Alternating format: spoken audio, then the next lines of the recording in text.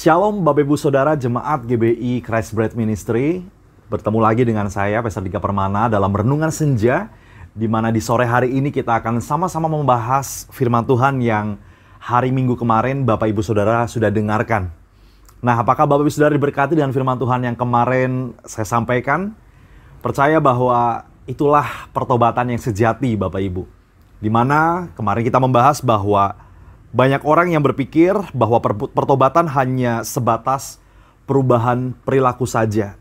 Tapi sebenarnya pertobatan sejati itu lebih kepada perubahan pola pikir kita, Bapak Saudara, dalam memandang segala sesuatu.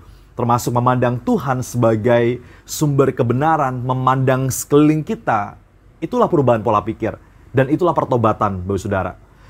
Saya mau katakan juga bahwa dalam kehidupan kita, Bapak Saudara, banyak kadang kita mencari bukti apakah betul bahwa Tuhan sungguh-sungguh sudah mengampuni kita ketika kita bertobat, Bapak Ibu.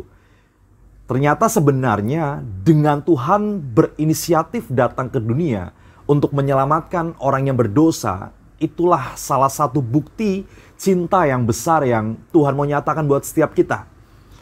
Dengan demikian kita bisa menjadikan bahwa karya agung Tuhan Yesus di kayu salib itulah bukti terbesar bahwa setiap kita pasti diampuni, Saudara. Dari setiap dosa, dari setiap belenggu, dari setiap kutuk apapun, kita diampuni, Bapak Ibu.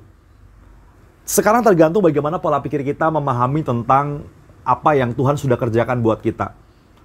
Dan saya yakin ketika Bapak Ibu Saudara menyadari penuh bahwa Tuhan mencintai Bapak Ibu Saudara dengan pola pikir yang diubahkan, disitulah Bapak Ibu Saudara akan merasa bahwa, wah, tanpa Yesus yang turun ke dunia dan mati di kayu salib, mungkin saya bukan siapa-siapa. Itu akan menjadikan kita menjadi merasa bahwa ternyata betul bahwa cuma pengorbanan Yesus yang bisa menyelamatkan kita, Saudara. Disitulah awal mula segala sesuatu dalam kehidupan kita akan diubahkan dengan kita mengerti pengorbanan Yesus di kayu salib. Bapak Ibu, saya pernah dulu ketika awal mula lahir baru, Saudara, merasa bahwa cinta Tuhan itu begitu hebat dalam kehidupan saya. Bahkan sampai hari pun saya merasakan hal itu. Tapi yang membuat progres rohani saya terus saya pastikan naik adalah ketika saya menyadari bahwa tidak ada satupun orang atau pribadi yang bisa memberikan sepenuh hidupnya selain Yesus. Itu yang membuat akhirnya saya takut berbuat dosa lagi, Bapak Saudara. Saya takut berbuat dosa bukan karena takut nerakanya, bukan. Tapi saya takut berbuat dosa karena saya takut mengecewakan Tuhan dalam hidup saya.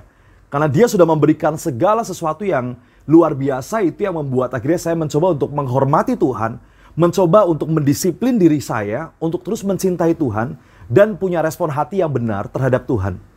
Demikian juga dalam kehidupan Bapak Saudara. Saya yakin Bapak Saudara, gak cuma perubahan perilaku. Tadi kita bahas ya di awal ya, bahwa pertobatan itu gak cuma sekedar perubahan perilaku, tapi pola pikir yang diubahkan.